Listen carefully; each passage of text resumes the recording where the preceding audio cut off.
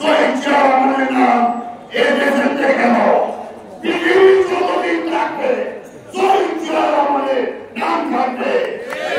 বাংলাদেশে আমরা সকল মুসলমান যারা হজ করতে যান তারা আহ্বান করে শহীদ প্রেসিডেন্ট জিয়া রহমানের নামে একটি গাছ আছে দিন নাই তারা আমাদেরটা জিয়া গাছ।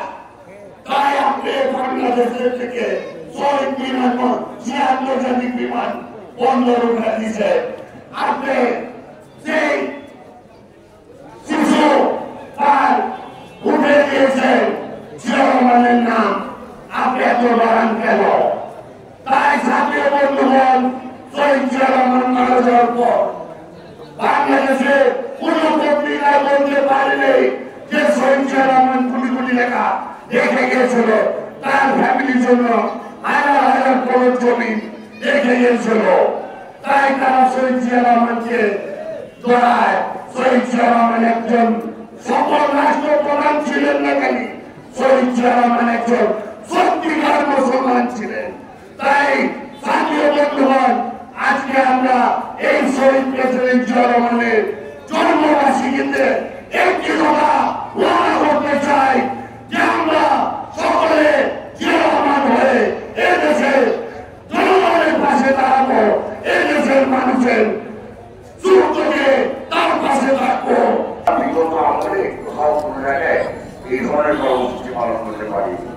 আজকে হাজি গাইডুকে বারবার বলেছেন আমাদের কি অপরাধ, কথা কিন্তু একেবারে সত্য যে এই হাজি গাইডু এই রবিপুরা চাপু এই হাজি এবং যে নেতৃত্বে আসে যুবরা আছেন এই গ্রামে প্রায় 15 থেকে 20টা মামলা সাজা হয়ে গেছে।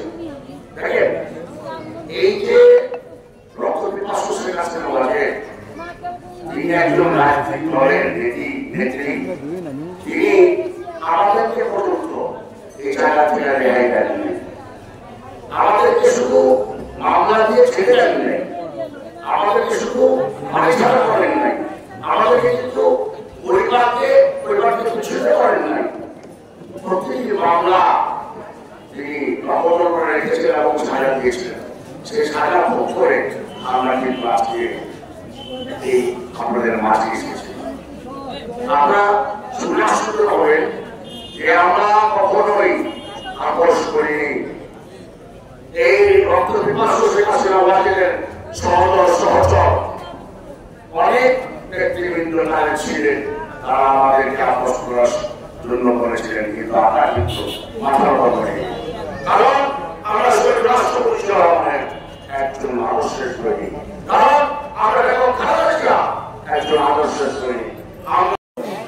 আপনারা জাতীয়বাদী দলের প্রোটোকলে এসে আমাদের সাথে কাঁধে কাঁধ মিলিয়ে এই সমাজকে গড়ার জন্য সহযোগিতা করুন। আমরা যদি সকলে মিলে চাঁদাবাজির বিরুদ্ধে দাঁড়াই, আমরা যদি সকলে মিলে কাঁধে কাঁধ মিলিয়ে এই সমাজকে একটি উন্নত সমাজে প্রতিষ্ঠিত করতে চাই, তাহলে নতুন প্রজন্মকে এগিয়ে আসতে হবে। আমরা যদি একটি সুন্দর সমাজ ব্যবস্থা করতে পারি, তাহলে আমরা একটি সুন্দর রাষ্ট্র ব্যবস্থা গঠন করতে পারব।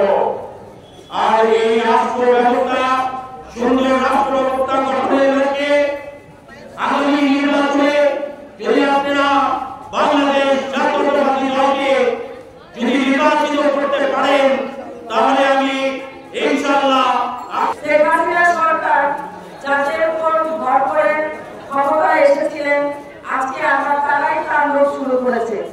আমাদেরকে লক্ষ্য রাখতে হবে এই ফ্যাসিবাদের সহযোগীদের বিরুদ্ধে রুখে দাঁড়াতে হবে। এর সাথে আরো রুখে দাঁড়াতে হবে আওয়ামী লীগ দুষ্কৃতকারীদের। যেমন ছাত্রলীগের এক নেতা মেসেজ দিয়েছে, তারা আওয়ামী লীগকে সাহস জুড়ায় যে আমরা আবার ফিরে আসছি। কোথায় ফিরে আসবেন? ফিরে আপনাদের আসতে হবে, কিন্তু কারাগারে আপনাদেরকে অবশ্যই বসবাস করতে হবে। আপনাদেরকে ছাড় দিবে না। ছোট্ট ভাই তাকে তাকে হত্যা করা হয়েছে। শুধু হত্যা না, তাকে ঘুরে দিয়ে সাহায্য করে নির্মমভাবে হত্যা করা হয়েছে। আমি যে শহীদ রাষ্ট্রপতি জিয়াউর রহমানের নাম করে কামনা করি। আমি বলতে চাই তার পরিবারের কথা। বেগম খালেদা জিয়া যিনি তিনবারের প্রধানমন্ত্রী ছিলেন আমাদের বাংলাদেশে, বাংলাদেশকে একটি আধুনিক মানচিত্রে আধুনিকভাবে প্রত্যয় নিয়ে দেশ পরিচালনা করেছিলেন। তার সুবাদে তাকে বারবার তারা নির্যাতন করা হয়েছে। একটা 79 বছর ম্যাডামকে আপনারা জানেন একভাবে দীর্ঘদিন আহ্বান করতে হয়েছে। আমি শ্রদ্ধার সাথে স্মরণ করতে চাই তার স্নেহের পুত্র আমার কলেজে যে মায়ের কুলে দাঁড়িয়ে মায়ের কুলে গেছি বিশ্বাসটাও ত্যাগ করতে পারেনি। আমি দুঃখের সাথে বলতে চাই আমাদের বাংলাদেশ স্বাধীন হয়েছে ছাত্র জনতার মাধ্যমে, বিএনপি নেতা কর্মীর মাধ্যমে। তার জন্য আজকে বাংলার বছরে আমরা বসতে পেরেছি। এটা বাস্তব সত্য। এখানে মধ্যে যারা উপস্থিত আছে এই 18 বছরের এলাকায় পাও দিতে পারেন নাই, কারোর সাথে সাক্ষাৎ করতে পারেন নাই। তাদের ছেলে মেয়েরা স্কুলে পড়েছে, সামনে 3টি স্কুলে পর্যন্ত যেতে পারে নাই। আমিও একটি পাশে একটা স্কুল আনন্দম স্কুলের আমি প্রেসিডেন্ট ছিলাম, নির্বাচিত। সেই স্কুলে পর্যন্ত আমাকে ঢুকতে দেয়নি, পুলিশ দিয়ে বের করে দিয়েছে। পাশে সে দুঃখের কথা আপনারা সবাই জানেন। তাই আমাদের দুঃখ কে সামনের দিনে সফলতার দিকে আনতে হবে।